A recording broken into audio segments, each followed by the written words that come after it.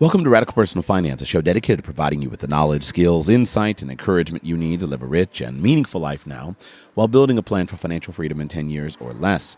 My name is Joshua Sheets. I am your host, and on today's podcast, I continue the series on why I left the USA.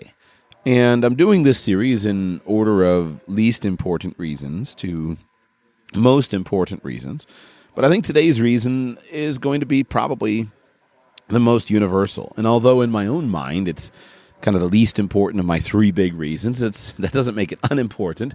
And I'm not actually sure that ranking is true. Because after all, we can lay out the idea that we're logical creatures and making careful decisions. But at the end of the day, there's a little bit of whimsy and just moving on a lark in all of us.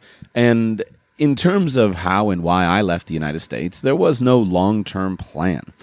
The reasons number 2 and 1 that I am going to mention were definitely part of my longer-term plan. But at the end of the day, they had been in my thinking for some years, and the reason I actually left was just that it was a convenient time to leave. So let me not bury the lead anymore. The reason I have left the United States and still have lived abroad is just a desire for adventure and interest, and a desire to be prepared for opportunity in the world. I see those two things as being very related, which is why I have joined them. Life should be interesting. Life should be as much of an adventure as you desire. I'm not into the idea that, that quote unquote normal life is boring and to be escaped from, etc. But at the end of the day, at the end of every year, at the end of every month, at the end of every decade, I think we should be able to look back on the last month or year or decade and have some interesting stories. I don't think that every day is going to be an adventure in and of itself. There are some days in which you sit down and rest. Sometimes the humdrum routine gives you a tremendous sense of satisfaction and relaxation. And so there's nothing wrong with routine. I think there are different personality types. Some people really derive great pleasure in routine, and I understand that very much. I myself am not one of those people. I myself am one of those people who enjoys variety in life, and I want to live an adventure. At the end of the day, when I do an assessment of basically my life's purpose, there are a few different components of that. And for example, one of my most important senses of purpose, something that gives me a sense of purpose, is to say, is there an opportunity to make an impact on the world, an impact for good? Can I sow a little bit of justice and righteousness into a corner of the world? I want an opportunity to love my neighbor of varying degrees. I want an opportunity to impact my community. And I think that a good life is a life well lived is one where you have a handful of friends, a handful of family members, you love them, you encourage them, you have a community and you enjoy interacting with that community. That's a good life. But there's a whole other element where at least I myself crave a sense of adventure, a sense of difference, and a sense also of impact in the world. I think a desire to make a difference on a bigger scale or a desire to see something on a bigger scale is something that is connected to us. And maybe it's not there universally, but it is something that has always been there for me. There is a stereotype among my generation, I being a millennial, that we understand that we want to collect experiences and not things. And we can make fun of that. After all, collecting a bunch of experiences can just become a bunch more things. I love passport stamps, for example. And I always have to ask myself, am I just collecting passport stamps as another thing? Or am I really genuinely investing into the experiences that those passport stamps represent in terms of reality? But we want to enjoy experiences. We want to live a variety of experiences. And it seems to me that one of the reasons people get old before their time is they stop living, meaning they stop going after adventure. They stop pursuing goals that are important to them. They take the easy road. And that seems foolish to me. And so one of the ways that I believe that we age successfully is to always make our future bigger than our past. And that's something that we have to define for ourselves. And for me, one of the ways that I myself want to make my future always bigger than my past is to make my future in some sense different than my past. I have found that the joy of the pursuit of goals in new and different and meaningful contexts is more enjoyable and more meaningful than the achievement of specific goals in specific contexts. And so it's much more important for me to be focused on pursuing things that are new and different that I have chosen, because it's the joy of the journey, it's the actual pursuit of those things that is enjoyable. It's not the achievement, it's the pursuit. And so in order to have the ongoing joy of the pursuit, there should be variety and there should be changing, and we should be setting new things that challenge ourselves in new ways, new goals that require us to grow in order to accomplish and achieve them. If we will set those goals that are different and require us to grow in order to achieve them, then each and every phase of life can be something that we take great value in. And when we reflect back on different phases, we'll be able to differentiate phases from one from another. Let me talk for a moment about memory, differentiation, and the phases of life. In financial planning, I have learned that a lot of people think about financial planning in a few basic phases. So if you were to go and gather together a room full of, CFP test takers, they would frequently say, well, there's childhood, or we could combine childhood and adolescence and everything into basically an academic phase. There's a phase in life in which you're going to school. Then you get out and you have your career phase. Then you have your retirement phase. And in the world of financial planning, traditionally, as well as modern variations, such as the early retirement movement, there's this intense focus on getting as quickly as possible from the work phase to the retirement phase, because that's where the juice is, that's where the joy is. And over the years, as I've thought a lot about this and worked with a lot of people, I just think that's a woefully inadequate way to approach life, a woefully inadequate way to think about life. We should have a lot more phases than just those. So I appreciate how having children introduces different phases into my life. We've got the married but no children yet phase. That's a great phase. Then you've got the baby phase. That's a great phase, but has certain restrictions that don't exist later. Then you've got the young children phase. Then you've got the adolescence, then you've got your young adult phase, then you got the grandchild phase, etc. And so that all adds texture to life. It makes life more interesting because you can embrace certain activities at one phase that you wouldn't generally embrace at a different one, and enjoy a whole different life and lifestyle that is not always available to you. But you can go beyond this. Why should your work phase just be one monolith of 40 years? I've got this 40-year chunk, and I'm going to do the same job continually throughout that. That's how it used to be. Nobody does that anymore. But why not insert something different? Why not insert 4 different careers, one for each decade of those 40 years, and enjoy the growth, the achievement, the success that can come with each of those things? Why not move from one specialty to another so that you're always learning and growing and moving along? Why not, within each of those decades, insert a couple different opportunities? Why not have 2 different jobs, each for 5 years during each decade? Now you'll remember things much more clearly. You'll have different, unique circumstances. You'll grow more in each opportunity. Instead of just doing the same old thing, same old way, same people all the time, you'll have an opportunity to change and to adapt. There may be good professional reasons not to bounce around all the time, just like there can be good professional reasons to bounce around more frequently than some people do.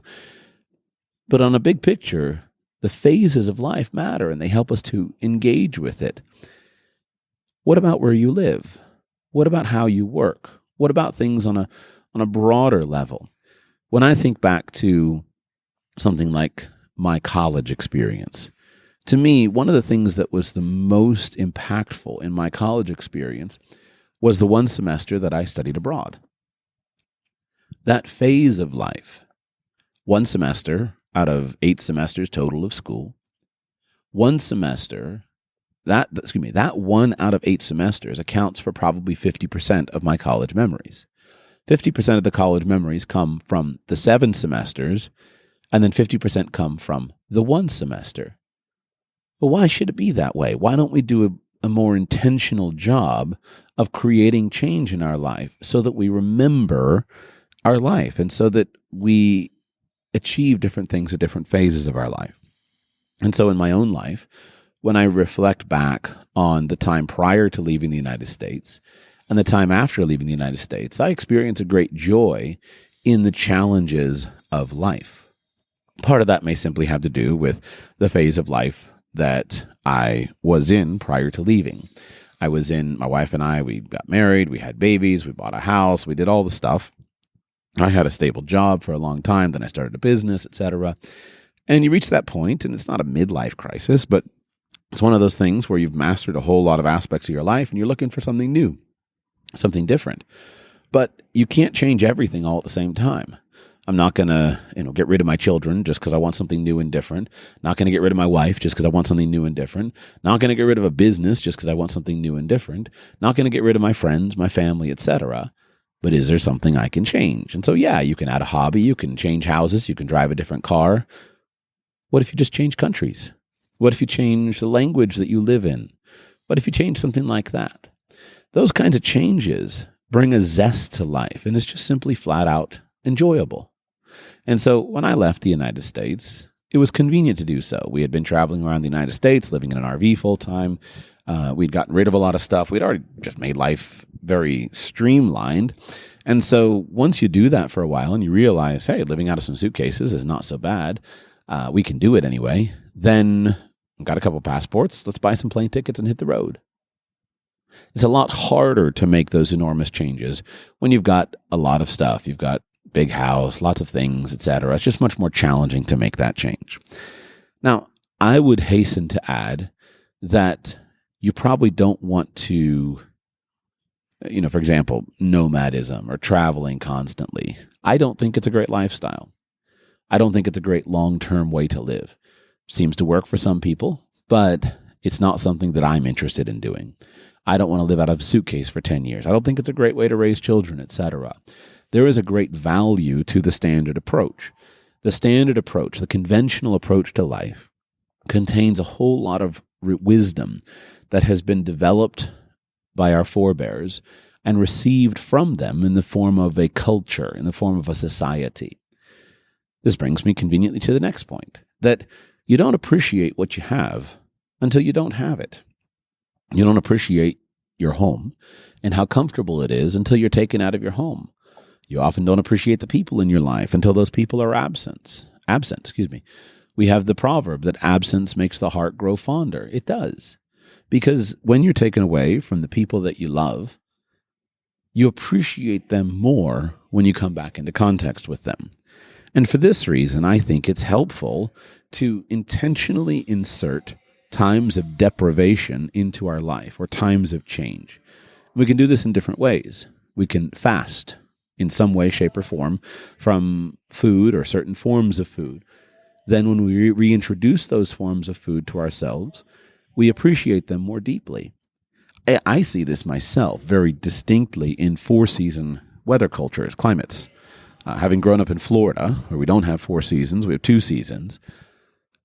One of the things that is so obvious to me is when I travel to a 4-season climate, there is a much more intense experience of life based upon the seasonality.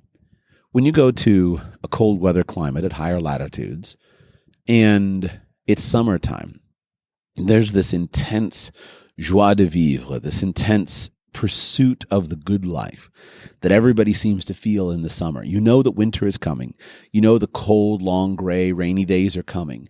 And so you get out there and you really enjoy it. And people say yes to all kinds of things. And there's summer festivals and they go out at 10 o'clock at night and they hang out and they do all the sports activities. And someone says, do you want to go camping? And you say, absolutely. Because you know the winter is coming. On the other hand, when you're in a tropical climate, that doesn't exist. Someone says, hey, you want to go hang out and go camping this weekend? Well, maybe sometime. There's a laziness. There's just a lackadaisical attitude that exists much more intensely in tropical climates than in 4-season climates. And related to the climate, you have different activities, and you can look forward with anticipation to those activities because they're not there all the time. You have your summer activities, maybe you're outdoors, in the water, enjoying the long summer days.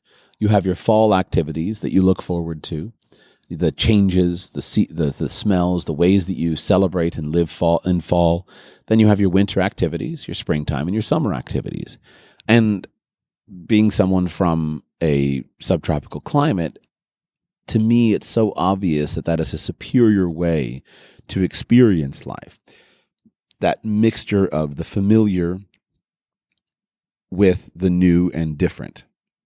Knowing that this season has its whole set of activities, its sports, its endeavors, its experiences, and I'm going to savor them for the 3 months that I have to savor them, and then they're going to be gone, and I have to wait a whole year for them to get around. But then there's a whole other season's activities to look forward to. So why shouldn't we incorporate more of this into our life? And we do. As people's wealth increases, sometimes they become snowbirds. That was common where I'm from. We have lots and lots of snowbirds live in the north during the summer, usually springtime, summer, fall, and then during the winter, they come to Florida. What a great way to enjoy certain aspects of your life differently at different times. Maybe you have your global relocation and you spend time in 2 or 3 homes around the world. Why not incorporate more of that into our own lives? The careers that I've always admired have had this as well. You have the concept of a sabbatical in the academic careers, or for missionaries, people like that. They have a time where after 5, 6, 7, 8 years of work, then they take a year off or 6 months off, and they go on leave and do something that's very different. The experiences of that help to incorporate more of the seasonality of life. And if you use that concept of sabbatical and incorporate it into your life, you go back to your other life a changed man. And so basically this was just this element of wanting a little bit of adventure, wanting a little bit of a change. That was one of the basic reasons why I left the United States, was just to pursue that. And this is why whenever I talk about this, I say, I'm not upset at the United States. I don't have, I may go back, but when I go back with a much bigger appreciation for the many good things of the country, because absence makes the heart grow fond. And to me, that's been really, really helpful. So there's no denying that just a simple desire for adventure, a simple desire for change, a simple desire for variety, wanting to make interesting memories with my children, in my own life, with my wife, etc., is a big component of that. And in a world that seems broadly conquered, where we don't struggle on a day-to-day basis, we flip on the tap and high-quality drinking water comes out. Everything is provided for us. We have money, we have warmth, we have cool, we have food, we have relationships, etc. Sometimes you want to give up that for a new sense of adventure. And international travel or international relocation is one way that can be accomplished. I should say it's not only international, even just some kind of national level or local or regional level travel can be one way of incorporating that. Now, I'll get to the opportunity comment in just a moment, but let me emphasize that there's one other aspect of seasonality that is really important, and I've mentioned it already in terms of the stages of children. When I left the United States, I had a 5-year-old, a 3-year-old, and a 1-year-old. And one thing that is very clear to me is that as a parent, you have different levels of freedom and flexibility at different points in your life and your lifestyle. When you have babies, they add hassle to your life. Babies are a hassle, no question about it. They add difficulty, they're annoying, they're loud, they're a hassle. They're not easy to bounce around all over the place with. But babies very quickly become little children, and little children are far less of a hassle than babies are. Little children grow up to become adolescents, and the process of adolescence is a process that results in children having more and more of their own agendas in life. And as a parent, we must respect the uniqueness of our children and treat them as persons. Children are born as persons, and that personhood comes into greater and greater importance as they age. When a child gets into the adolescent years, in many cultures, the adolescent years are the years of adulthood, then we have to incorporate our children and their unique interests, their unique desires, their unique goals, and their unique best life into our family agenda. But you don't really have to do that prior to adolescence. I'm not saying that we will ever do anything that we don't genuinely think is good for our children, but let's say that I decide that it's best for my family that we go on a road trip. And one of my children starts complaining and says, I don't like road trips. I don't want to go on a road trip. I don't want to go in the car. Well, if that child is 5 years old, I'm pretty much going to ignore that. You're 5 years old. You don't know what you should or should not like. And I'm not that interested in your opinion. So sit down, be happy, and change your perspective. That's a good lesson for a 5-year-old. On the other hand, if you're dealing with a 15-year-old and you say, what we're really going to do is we're going to take a road trip and we're going to tour all of the Civil War battlefields. And your 15-year-old says, I'm just not interested in any way, shape, or form in the Civil War battlefield. Isn't there something different that we could do? Then you want to incorporate with a great degree of care and love what your 15-year-old wants and desires and what's best for the 15-year-old. You may still, obviously, overrule his vote, but you need to be very thoughtful about the personhood of that 15-year-old. In addition, at 5 years old, it doesn't really matter what country your child is living in. You can make some good reasons up why your child should learn another language or live in another place, but at 5 years old, your child could be totally fluent in a foreign language, and then you move to where that foreign language is not spoken at 7 and the language will disappear. So it really doesn't matter. You can come and go as you like. With a 15-year-old, though, if you just pluck your 15-year-old up out of a great school and he's on track for this certain thing that's really going to feed his career and he's got a great summer internship lined up, etc., and you pluck him up and say, no, we're going to go and live in the rainforest and study poison dart frogs, then you have a different, that's going to be costly. It's not to say it's not good. Studying the poison dart frogs, living in the rainforest might be great. But if he's not on board with that, or that doesn't make sense given his life ambitions, you got to be super careful about that. And I see this so frequently among parents. I see that parents ignore, they're so overwhelmed. We are so overwhelmed sometimes with the challenges and the logistics of babies. In a culture that makes baby raising very difficult, it feels like a day-to-day battle. And so what many parents do is they defer their dreams. They defer their goals for their children until they're hoping that, well, someday my child will be mature enough to sit in a car for 5 hours. And they're dreaming of that day. And so they don't do it. They don't travel. They don't go abroad. They don't buy the camper. They don't do the hard hikes, etc. And they're hoping that someday my 13-year-old will finally be able to comb his own hair and brush his own teeth and finally be able to pick his room up, etc. Then we'll start doing all the stuff. Well, then the 13-year-old doesn't want to do the stuff. And now the chance is gone, or it's a big challenge. Now, this is not insuperable. It can be overcome at any stage of life. But my experience or my observation is that if you want children who are flexible, you kind of got to go do it. And I'm not willing to defer the way that I want to live just for children. So it certainly adds a whole lot of challenge. It certainly adds a whole lot of stress. It certainly adds a whole lot of expense. But I'm not going to sit around and wait to live my life mission just because I happen to have a house full of children. Rather, I'm going to incorporate my children in that mission. I want to be sensitive to their needs. I want to do the best thing possible, but I want to do it at an early age, and I want to do it when it's relatively easy. There is a golden period when a child is, say, from, 5 to maybe 13, 15, something like that. There is a golden period of freedom from 5 to 13, from 6 to 14, where you don't have the difficulties of toddlers and really young children who are slaves to their emotions, etc.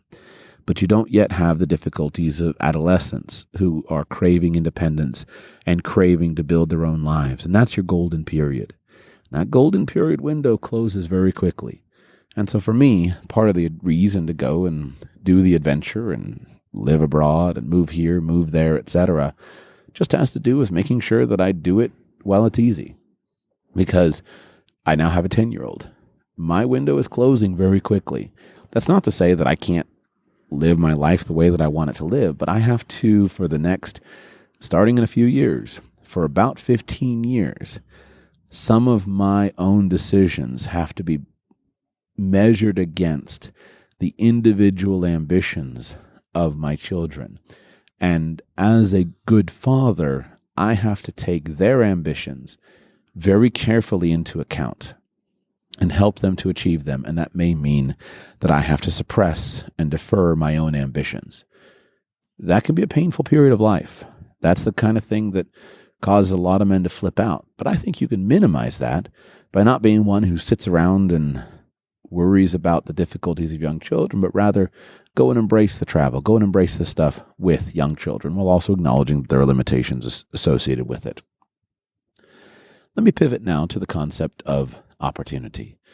Remember I said that I've always craved adventure and also opportunity.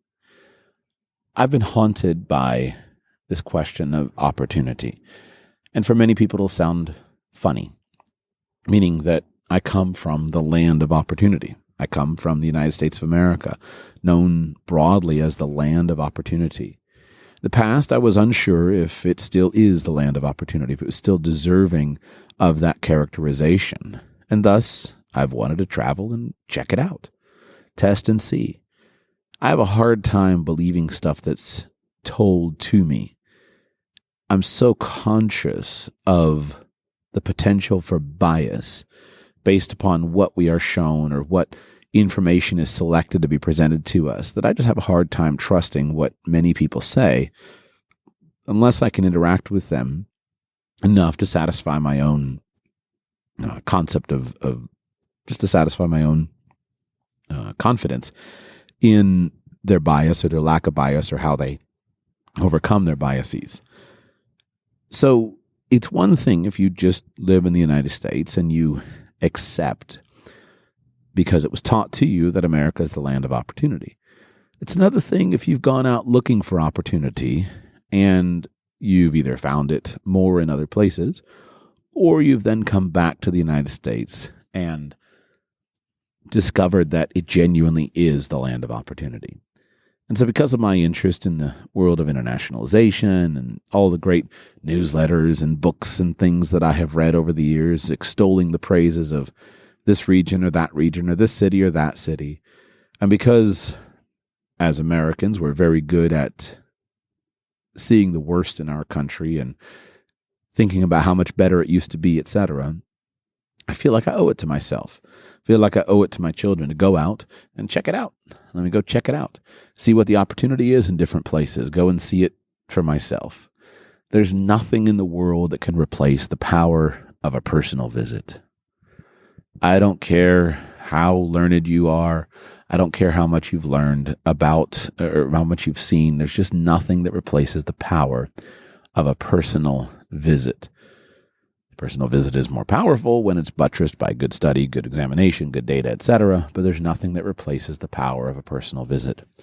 And so, as someone who cares a lot about optimizing, as someone who has strong feelings about the value of being in a good company and a good career with a growth trajectory as being a fundamental factor that'll make the difference in your long-term financial outlook, I believe in going and looking for opportunity.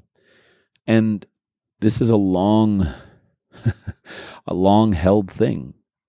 I remember a book that impacted me very much when I was in high school was Jim Rogers' book. I don't remember the name of it. It was the one where he had his Mercedes convertible. What Jim Rogers did. Jim Rogers was a wealthy investor. He had made a lot of money in New York. At one point in his life, he had gone around the world on a motorcycle. And then he got married and he wanted to go around the world again. And so he bought a Mercedes G-Wagon, which is a capable 4x4 vehicle. he took off the body of the G-Wagon and replaced it with the body of a two-door convertible that Mercedes sold at that time. And then he made a little trailer to go with it. And he and his wife drove that thing around the world. Well, I was wandering through the library one day. I found this book with this really intriguing picture on the front of this 4x4 convertible. And I got the book from the library, took it home and read it in high school. And I really just loved the idea of going around the world and looking for opportunity. So that was where the seed was planted. But I didn't do much with that when I was younger. One of the big opportunities that I frequently kicked myself for that I didn't pursue was during my senior year of college.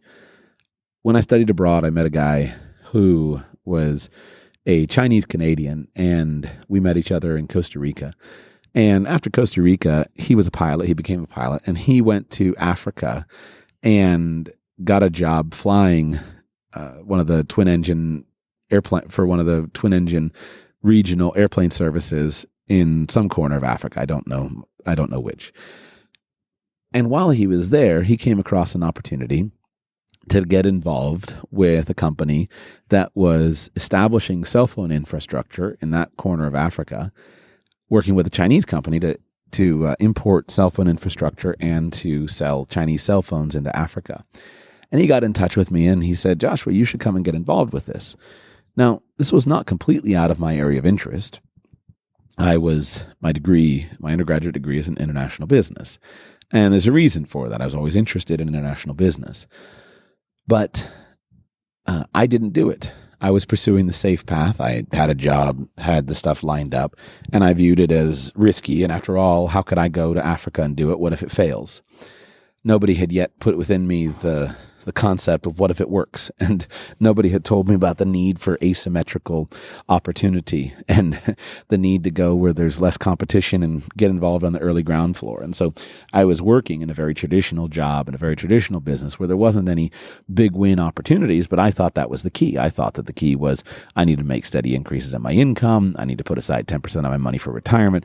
I was locked in that mode of thinking instead of the mode of thinking that I now would teach to say that when you are young, the downside risk of any opportunity is very low. As long as you can keep yourself alive, even bankruptcy risk is no big deal. Go for it. Go and look for an asymmetrical return. Go and look for something somewhere where you can get in on the ground floor, somewhere where you can take a risk, somewhere where you may do something big. And so I should have gone to Africa. I would have figured it out when there. I would have had a lot less competition. That's what I should have done. And I didn't. So that's okay. We all make our decisions, but that haunted me for a lot of years. And then the lock-in. I went from one job to another rather kind of safe, stable, old boring job, selling life insurance, doing financial planning, managing money. And then once you get into that world, it's like, I just got to do this. I got to keep on going, But nothing's changed about that business in forever. And so I always sense that frustration of where's the opportunity? Where's the thing that's going to be new and different? So when I started Radical Personal Finance, that was one of the first times in my life where I said yes to opportunity because I believed in opportunity and nobody else believed in it. Nobody except my dad, basically. And he didn't believe in the opportunity. He didn't know anything about it. He just believed in me. And my wife believed in me. And that was it. Every other person that I asked for advice told me I shouldn't do it. Every other person said I was a fool for doing what I wanted to do. Well, I did it. And I'm very glad I did it because I saw opportunity based on timing and it worked. And it gave me a dream life. And I'm very grateful for that. And so over the years, I've tried to train myself to walk away from conservative thinking, to walk away from the safe route and go for opportunity. And every time I've said no to conservatism and said yes to opportunity, I have enjoyed the journey immensely. Hasn't always been winners, but it's just been more enjoyable, a better life, more interesting. And even in failure, it's more interesting, and I wouldn't trade the failure for success in the other. So how much is this personality? You be the judge. But I want the same opportunity for myself in the future and for my children. I want the same thing. And sometimes a relocation be a great way of achieving that. And even if it's a temporary relocation, it's still incredibly valuable because it speeds up the process of learning. And in an international context, it speeds up the process of learning in a way that probably nothing else can. A year or so ago, I was in a springs in Florida with my family. And there I met a young man who had just graduated from business school at a local university there in Florida. And he was thinking about his decisions after college. He had a couple of job offers and whatnot. But in talking to him, it was very clear that he had his degree, everything was good, he had options, etc., but he didn't have anything that was really exciting. And I was speaking to him, explaining, where I live, what I do, all that stuff. And he said, "What advice do you have for me?" And my answer to him was, why don't you commit a couple of years to going to where you are rare? My point to him was that in the United States, he is a commodity, an attractive, sort of, obvious, intelligent, hardworking guy, just graduated from a business school, looking for a job, etc. He can go out and he can get a job and he can get started on the career ladder. But unless he finds a company with potential or an industry with potential, it's very difficult for him to make rapid progress in that kind of industry. And in his case, he was interested in international stuff. And my comment to him was, pick a country that you're interested in, go to that country, and start looking for opportunity. Because when you go to a place where you're not a commodity, you can make connections much more quickly. You go to any nice hotel in Asia, you go to any nice hotel in Africa, you go to any nice hotel in South America, and you just go to the hotel bar, order a drink, start meeting people. Within a few days of decent networking, you'll be connected easily with some people that are very high levels in the expat group. And it's much easier to network among expats at a higher level than it is to network among enormous numbers of your own population back in your home country. I'm not sure that that international pathway says necessarily that there's more opportunity for quote-unquote success or more opportunity for making money, because the economy and the economic opportunities in the United States are so huge and the money flows so abundantly that it's hard to be confident in always saying that you're better off abroad. You're not. But the amount of experience and learning that you can accumulate in 2 years when you can network in at a higher level because you went to a place where you were very rare and there weren't a lot of people like you is so much greater than what can be accumulated in 2 years working in a place where you're a commodity. And after a couple of years of that kind of work, you'll have so much more perspective that if you want to go back to your home country, you'll be able to come in with a much more impressive list of accomplishments and experience than you otherwise would have at a much higher level, and you'll see the world much more accurately. And so go and look for opportunity. And I have gone and looked for opportunity for myself and for my children. And I have been steadily ticking off basically a list of the regions of the world where I think there is opportunity that I don't know well. I know the United States like the back of my hand, but I haven't spent a lot of time in some of the other regions. And so it's been more challenging to do it with children, no question about that, but I still am ticking those off and learning from them. And what's interesting is I've grown to appreciate them and I've grown to appreciate my home country. That concludes most of the comments that I want to make about this particular reason. My point is that many of us have a desire for adventure. Many of us have a desire for opportunity.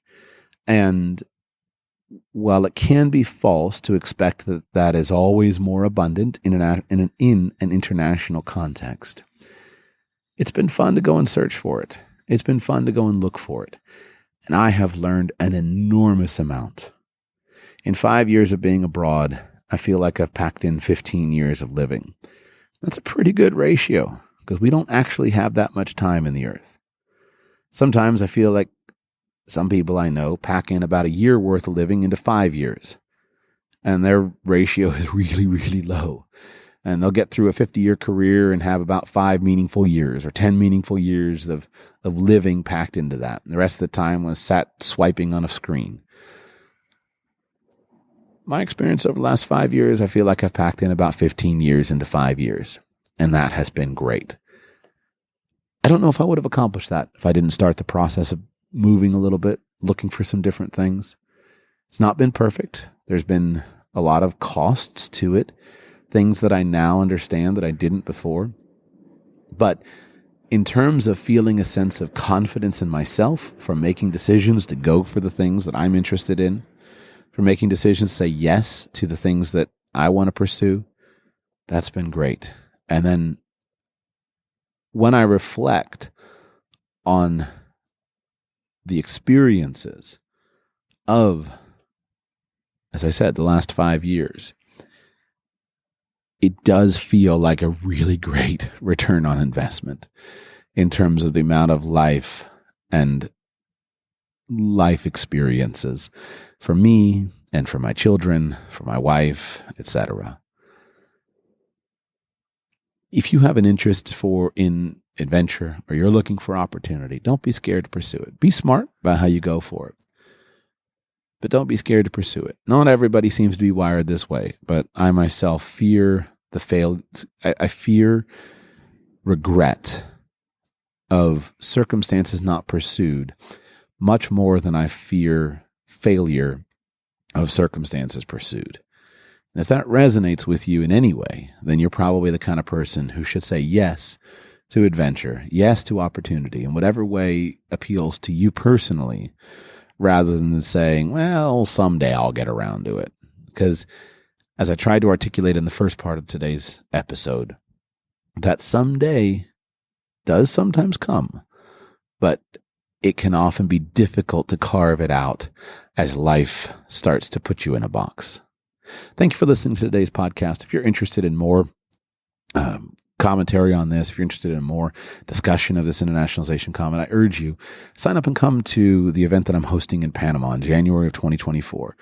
Registrations need to be finalized this month, quickly as possible. Excuse me. Registrations need to be finalized this month as quickly as possible. Go to expatmoney.com/radical. There you'll find all the information on the conference hotel, events, the tours that we're going to be doing. It's going to be awesome. Come hang out with me, talk face to face. I'll share more personal details of some of the adventures of the last 5 years with you there face to face. Come and hang out with fellow listeners of the show. Come and hang out with my friends Gabriel Custodiate and Mikkel Thorup, who are co-hosting the conference with me. Go to expatmoney.com/radical, expatmoney.com/radical.